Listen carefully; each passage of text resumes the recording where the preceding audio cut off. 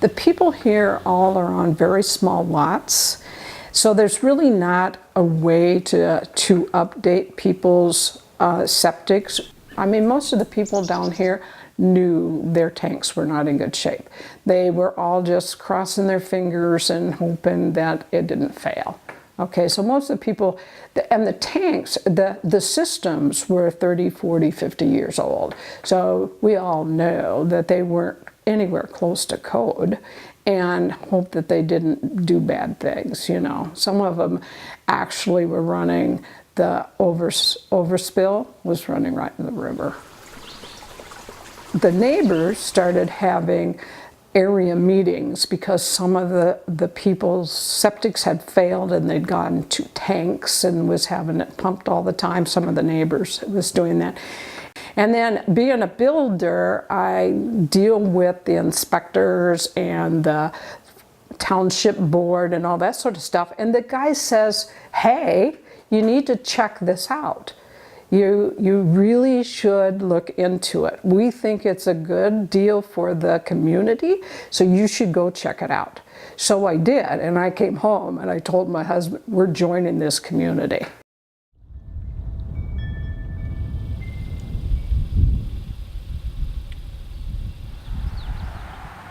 Initially, it's changed.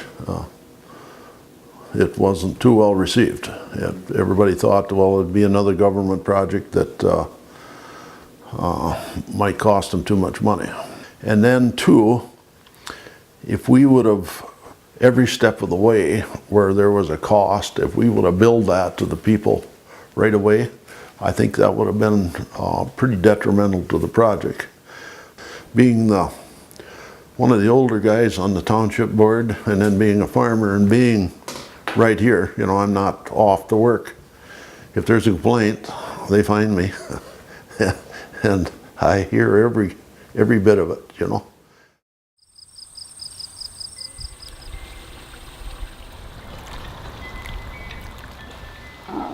The lot that's big enough to accommodate wells and compliant systems are kind of rare. So for me, I was really very pleased, and a little disappointed that it hasn't happened yet, because I thought it was a no-brainer. Everybody wanted it. Let's go for it and do our best. But I didn't even think about some of we have a socially and economically diverse little community, but there's a lot of people who are very concerned about the cost of the whole project. And so it's been trying to find the most affordable system that we can find and still be compliant and do all, meet all the demands that are needed to be met just to get the.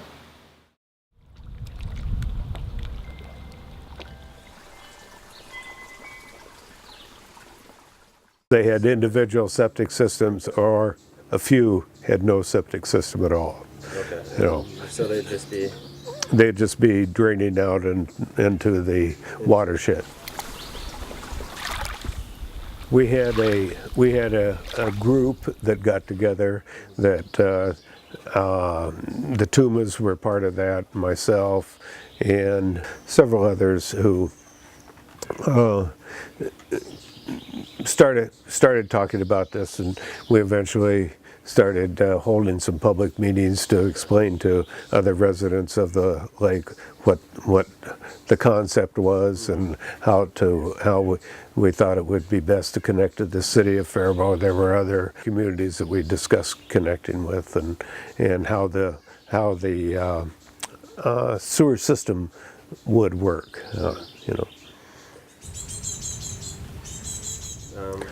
Well, there are various setbacks. Many people, even though some of the people who had faulty systems said, "Oh no, that's not true," and they were resistant or reluctant to. They were apprehensive about what the cost was going to be to them, and whether it would force them to sell their property or just, what, actually it was more the cost that was going to be, to them individually.